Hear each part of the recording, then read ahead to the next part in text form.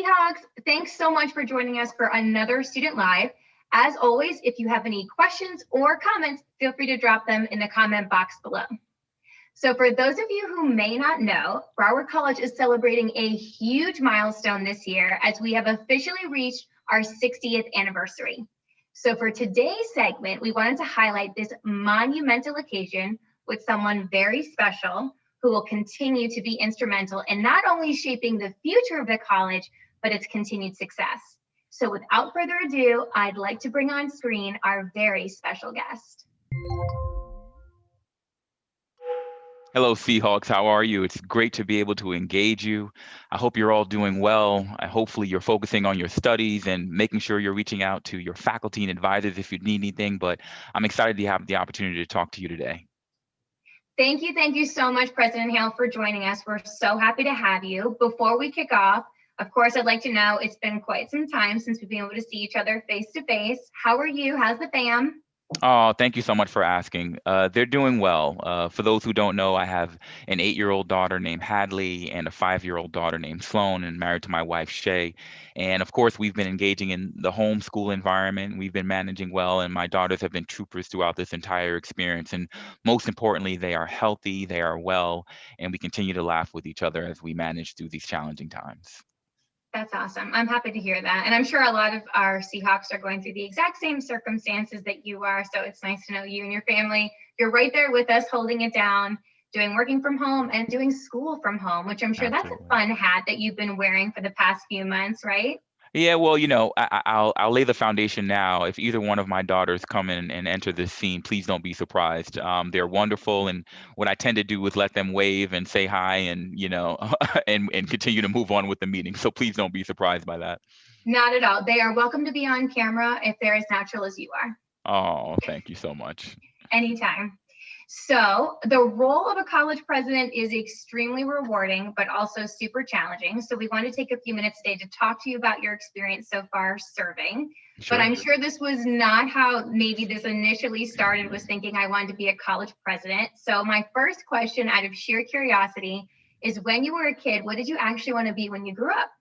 Oh, that's a great question. And I wish I could tell you that when I was 7 years old or 8 years old, I knew exactly what I wanted to be. The truth is, I never really thought that much about what I wanted to do as an adult. I was making my way through school. I remember, frankly, a lot of challenges going through elementary school and middle school and eventually high school, whether it be my neighborhood or just the schools that I went to. But I actually didn't realize that I wanted to enter the field of law, which was my primary profession before entering higher education, until I was in college. And interestingly enough, I remember talking to a mentor of mine who was head of our student affairs at Arizona State University, which is where I went for undergrad. And I was a senior, and I was so unsure of what I wanted to do, even still as a senior in college. And I said to him, I think I may want to be a lawyer, but I'm not sure. And he said something very simple to me. He said, if you go to law school and you don't like it, then you'll just do something else. And I remember thinking before that conversation how bound I might be for the rest of my life because of a decision that I was making at that time. And he helped me realize that regardless of the decision of the moment, you always have the opportunity to change course. And what ended up happening was I actually practiced law. I loved it for 8 years, but I also did a lot of work in the community. And I remember talking to a confidant, and I said, I think I want to focus on the one thing that's had the greatest impact on my life. And that turned out to be, without question, education, which is really when I started to make my course correction, if you will, into the world of education. And so I was blessed with the opportunity to start working at Broward College on September 12th of 2011. And it's been the greatest blessing and experience that I've ever had of my career. We're so happy that you're still with us. It's been over 9 years now. It has. So quite a tenure so far. And it's funny, you mentioned something that I think kind of strikes a chord with a lot of our students, which is the people who kind of help you out along the way. Oh, sure. And I'm curious to know then, based on that, is there someone in particular that stands out to you that was the most influential in terms of your time in college, or either the person that influenced you most to go to college? Yeah. Well, I'll tell two quick stories about the influence to go, and then when I was at college, someone who impacted me greatly. So I was a first generation college student. I come from a very large family. In fact, I have over 130 cousins. And I was going to be the first, as it turned out, to go to and graduate from college. But one of the uniquenesses about how I learned about college was that I was actually, living in a household, with no college graduates, and I was living in a neighborhood that was a very challenging neighborhood. And my mother lied about my address so I could go to school in another neighborhood. And I was in elementary school, and the way I found out about college was incredibly fortuitous. A classmate of mine in the sixth grade said to me during the year 1989, after I said to him, "Isn't this amazing? We're going to be the last class of the decade." And his immediate response was, "We're going to be the last class of the millennium because we're going to graduate college in 1999." And that was the first time I'd ever heard the word. So when I think about a pivotal moment, one, frankly, that I didn't know was as pivotal as it would be, that was certainly the one that started to arouse my interest in what a post-secondary opportunity could do for my life. And the second point was when I arrived at college, uh, I'll be honest with you, I had a lot of doubts about my potential to succeed. I graduated high school with a 2.7 GPA. I needed remedial education when I started college. And I didn't really feel like I had a lot of reason to believe that I could be successful. But I worked hard, I studied as much as I possibly could, and I sought the help of advisors and teachers. And I'll never forget a faculty member who pulled me aside after class one day and said that you are the best student that I've ever had. And when he did that, it changed everything about my outlook for my own capacity to be successful in college as well as throughout the rest of my life. Wow. That's crazy. I would have never known that. I thought for sure you were going to mention somebody from your family. I know your mom, you mentioned quite a Sure. lot in terms of influence. So I think that's crazy to think, one, a classmate, Yeah. like the Right. irony of ironies. That's amazing. And I'm sure, like I said, I'm sure a lot of our students, they need those influences. They need that support network. They need people encouraging them the whole way through. Whether or not sometimes they even realize it. I mean, that's the final push that you just need sometimes in order to, like you said, be successful or finish a goal that you set out to accomplish. So I think you're absolutely right. And you raised the point of my mother, who was and continues to be a tremendous influence in my life. And I mentioned challenges, and we all need to think about who we can lean on to support us through these challenges. And maybe we're supporting others, and certainly we have those who support us. And just a quick story, I remember when I was attending my high school, and I went to, unfortunately, one of the worst high schools in New York City. It required metal detectors to get in, and it had many, many challenges. And my mother did everything she could to keep me from having to go to that high school. But when we realized that this would be the high school that I would go to, she said to me unequivocally that if I could make it there, I could make it anywhere. And when she did that, I believed her. And I went to this high school, and unfortunately, it doesn't even exist anymore because it was a dropout factory, and the violence was ever pervasive. Um, but without her commitment to my own success, there's no doubt that I would not be having this conversation with you. yeah, family plays such a big role, and friends, like I said, support networks in general. But Yeah. you've probably established a very wide support network at BC alone, because, like I said, you've been with us for over 9 years now. Yeah. I'm curious to know what has kept you around. Oh, it's without question the mission and the students that we serve. I mean, just coming back to the question I answered earlier, when I was trying to make the decision of what I would dedicate the rest of my life to, I knew it would be higher education because of my own experiences. But when I started here in September of 2011, it was probably about a month into it that I knew that this would be the space that I would spend the rest of my life working in. You think about who our students are and how hard they're working, the challenges they're trying to overcome, and to think that we've been gifted with this opportunity to serve them is something that I think about every single day. I also think about every single day the challenges that exist for our students. the fears that they may be trying to overcome, the dreams that they have and they're trying to pursue. There's not a single day that I don't think about that. I start my day with that thought, I end it with that thought, and continue so on and so forth. It's the most powerful lever that we can do for anyone is to provide them with a quality post-secondary education, is my firm belief. And the fact that we get to live in a space that allows us to transform lives, to support so many folks who want to do great things with themselves and thereby support our community, um, it means everything to me. I think that I agree with you in that sense, because the service piece of education, I think, is somewhat always overlooked. But here we are, and we're celebrating 60 years of service Yeah, as an institution. And I think it's very important to point out that traditionally for two-year schools, again, you predominantly do serve your community. So from that's your right. perspective, I would love to know what kind of impact you feel Broward College has kind of already made on our community. Oh, I mean, it's certainly been transformative. I mean, people often don't realize, they know we have 63,000 students. They know that we've been around for 60 years, but we have over 1 million people who have taken a class at Broward College. That is extraordinary. That is exceptional. When we think about our role in serving our community, we are the clearly largest post-secondary institution that serves this community. We're also the oldest public post-secondary institution that serves this community. And of course, when we think about our role of transforming lives in this community, I think about how those who have doubts about their own capacity to succeed, much like I did, we reach out to them, they come to us, and they leave knowing that they can have a life that can serve themselves, serve their family, serve their communities in a transformative way. And to think that we've done that for over 1 million lives, and that's adjusted directly. When we think about the ambassadorship that is yielded by those who graduate and how they tell others about the work that we do, and maybe they're talking to someone who has the same doubts that they did years earlier, or they're talking to a child who would be a first generation college student or graduate, or an adult who's struggling in their lives and not sure what to do next, and know that they can point at Broward College to help make that difference. Those are powerful elements of who we have been for the last 60 years. And it's hard to measure that.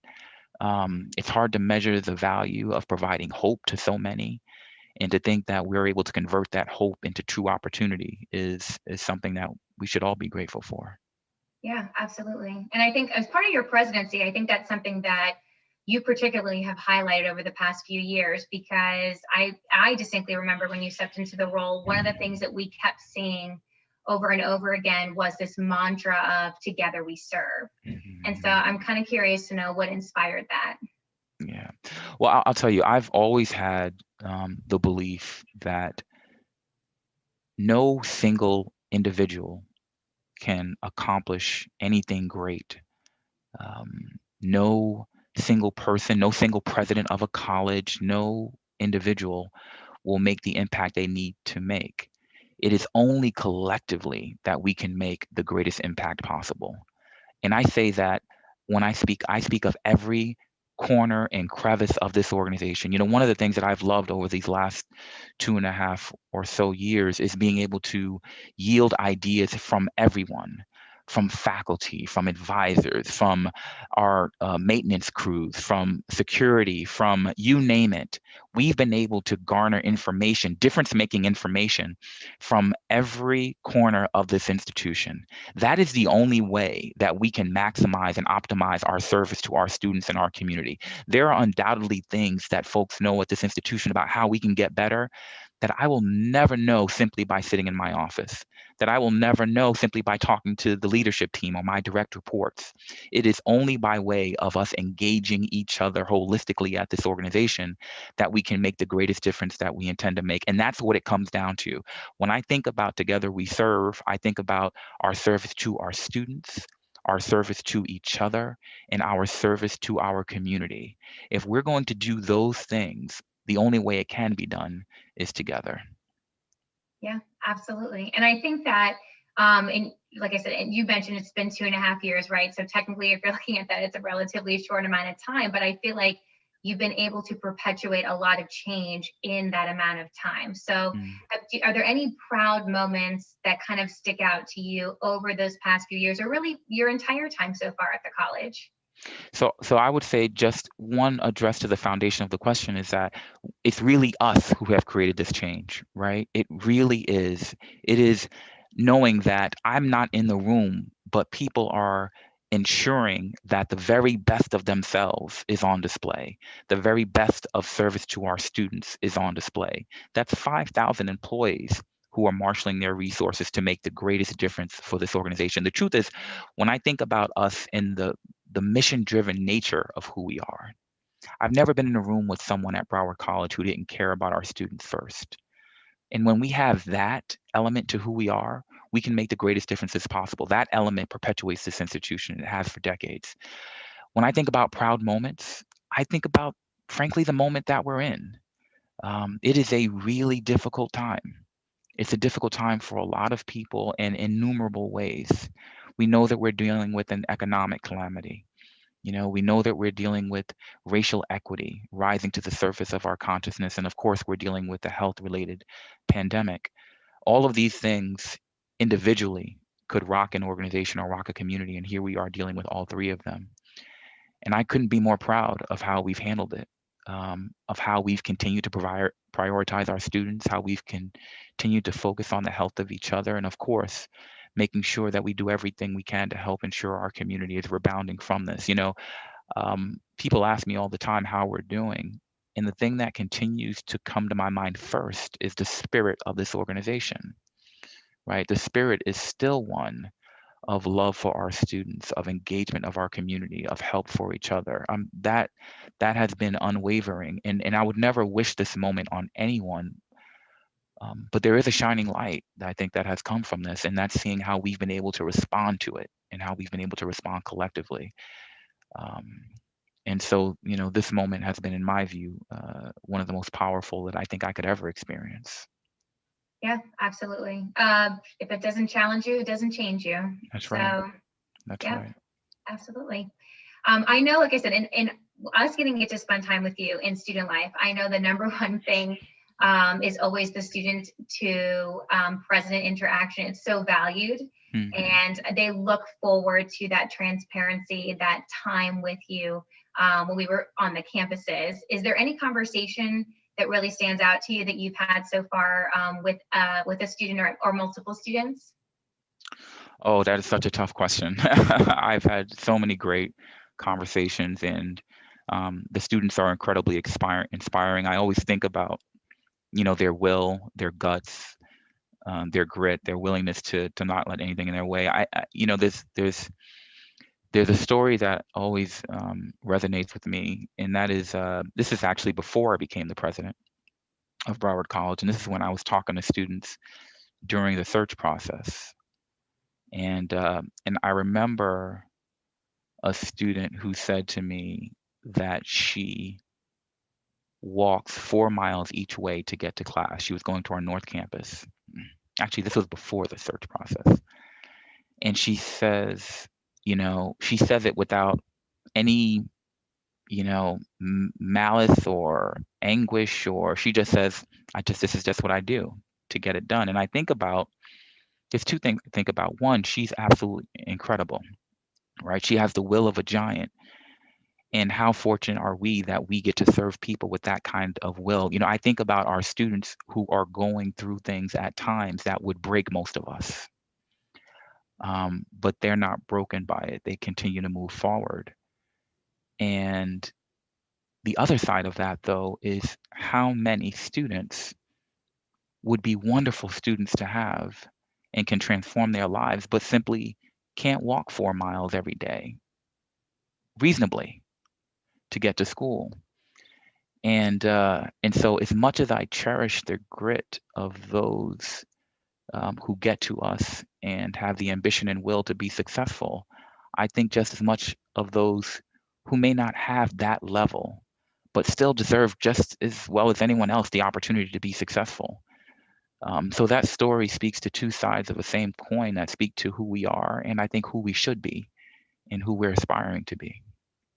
Yeah, absolutely. I agree with you. The resolve of our students, it's uncompromising, especially, and we get to see it a lot in student life, and it's something that we share particularly with a lot of our student staff, because those are the ones that we usually get to form the closest relationships with. And I basically said year after year, like a year does not go by where a student on our team goes through some exceptional or extraordinary life challenge that I can attest to, like at the age of 18, 19, 20, 22, whatever.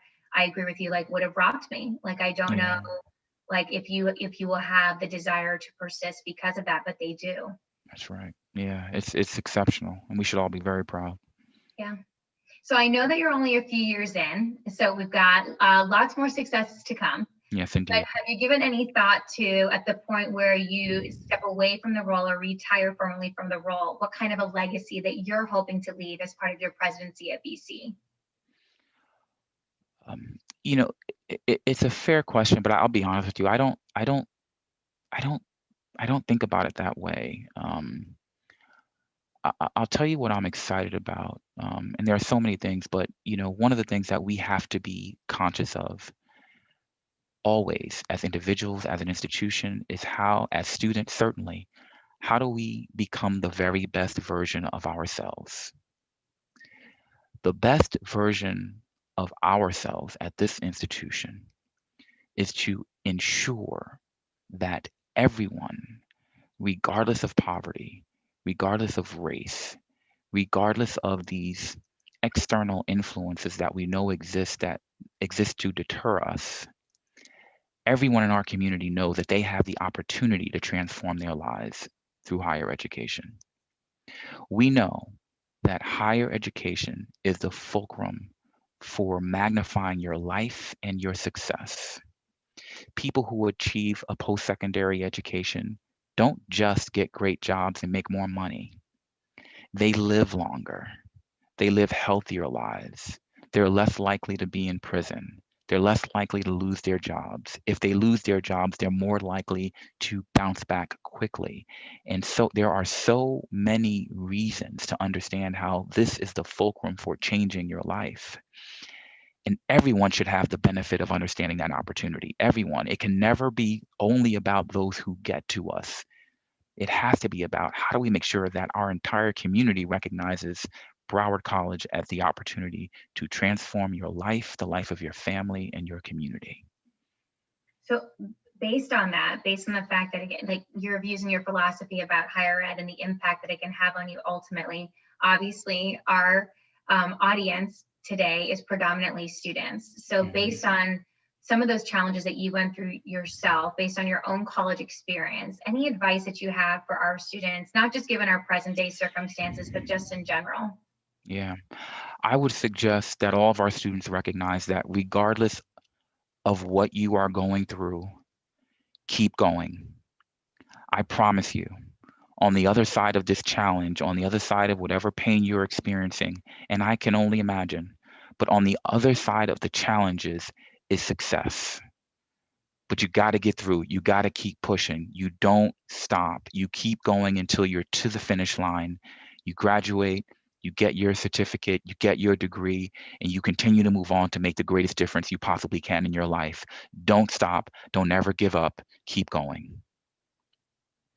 I think that is advice that not just our students need to hear sometimes, but all of us. So just sometimes need that final push, like I said. That's right. That's right. So we're loving getting to know you a little bit better. On that topic, I have some rapid fire questions for you if you're feeling brave. And all right, let's take a shot. Okay, very easy. So are you a nacho cheese man or Cool Ranch Doritos? Oh, man. I will go with nacho cheese. Okay. All right. Classic. I like it. iPhone or Android? iPhone. Perfect. Dog or cat? Dog. Okay. Hot or iced coffee? Hot. Okay. Netflix or Disney Plus? Ooh, boy. I know you have kids. I know. My daughter's not going to like this, but I'm going to go with Netflix. Facebook versus Twitter? Facebook. Okay. A phone call versus a text? A phone call. Okay. Very nice. Football versus basketball? Ooh, boy, that is a tough one. Listen, knowing that the Miami Heat. I'm going to say basketball. Okay. Let's go Jimmy Butler. There you go. Okay, at the movies, candy versus popcorn. Popcorn for sure. Yes, okay, we can still be friends. Card game or board game? It's been a lot of board games with my daughters during the pandemic, so board game for sure. Perfect. We live in South Florida, so pool versus the beach. Pool. Okay, very nice. And then the ultimate question, Seahawks or Sun Devils? Oh my goodness, go Seahawks. Let's go. I didn't think you were going to pick one. That's an easy call. I'll take Seahawks all day long. Sun Devils come in a close second. Aw, okay. Well, I appreciate you being a good sport. Really, on behalf of the entire Student Life family, though, thank you so much for spending time with us today and time with our students. It means so much for them to not only kind of understand the history of the college, but also the people who are currently leading the charge. So thank you so much for your time. Oh, it's my pleasure to be here. Thank you all, our student Seahawks. Whatever we can do to support you, just don't hesitate to reach out and let us know. Absolutely. And thank you, Seahawks, as always, for tuning in. Be sure to join us for next week's segment as we talk about Connect for Success and our partnership with Florida International University. Bye.